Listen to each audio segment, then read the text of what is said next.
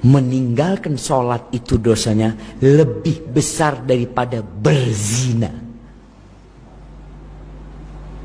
Kata Nabi alaihissalatu wassalam, al-ahdu alladhi bainana wa bainahu as-salah.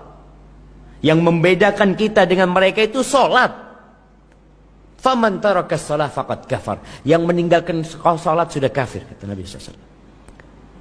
Di sini terjadi perbedaan pendapat di antara para ulama. Orang yang meninggalkan sholat itu apakah masih Islam atau sudah keluar dari Islam? Yang nggak sholat sama sekali. Ada dua pendapat para ulama.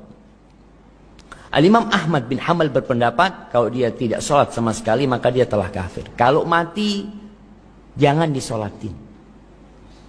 Ya kalau kita pikir pendapat Imam Ahmad ini masuk akal juga. Selama hidup dia nggak pernah sholat, mati minta kita nyolatin dia.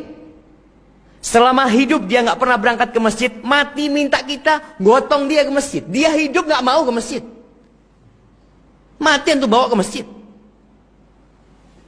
Makanya pendapat Imam Ahmad kalau ada orang tidak sholat, meninggal dunia, sudah dibungkus, galikan jurang, lemparkan ke sana. Jamaah, Allah kasih semuanya sama dia. Allah nggak minta banyak, dia tidak kerjakan itu sholat.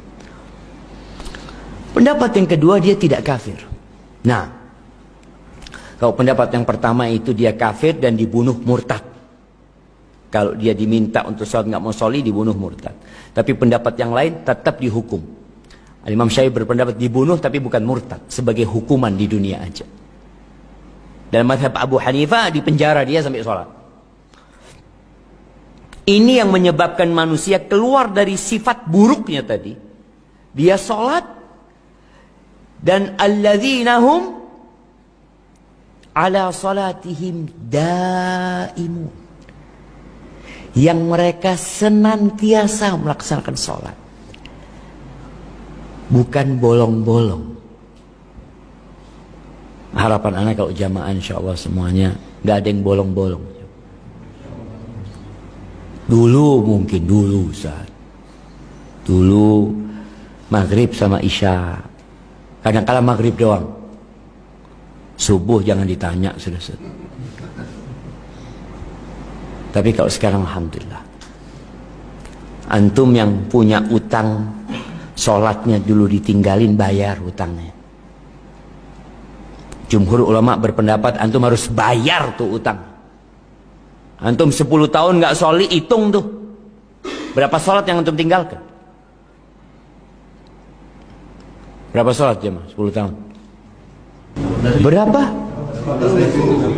18.000 sholat. Bisa bayar jemaah. Itu pendapat jumhur ulama, harus diqadha. Itu pendapat jumhur ulama. Tapi pendapat sebagai ulama al-muhaqqiqin nggak bisa diqadha, nggak bisa diganti. Gimana mau ganti? Dia meninggalkan sholat dengan sengaja. Nggak ada peluang untuk mengganti dia. Sampai kapan? Sampai mati nggak bisa diganti.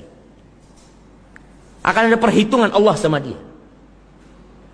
Terus yang harus dilakukan apa? Taubat. Taubatan nasuha dan memperbanyak sholat sunnah. Karena kalau pikir antum ganti, antum kan enak. Alhamdulillah anak sudah ganti. Anak nggak sholi 2 hari kemana, alhamdulillah anak sudah ganti. Enak kalau gitu jamaah. Allah mengatakan inna salata kanat 'alal mu'minin kitaban mauquta. Salat itu kewajiban yang waktunya sudah ditentukan. Keluar waktu enggak diterima antum salat.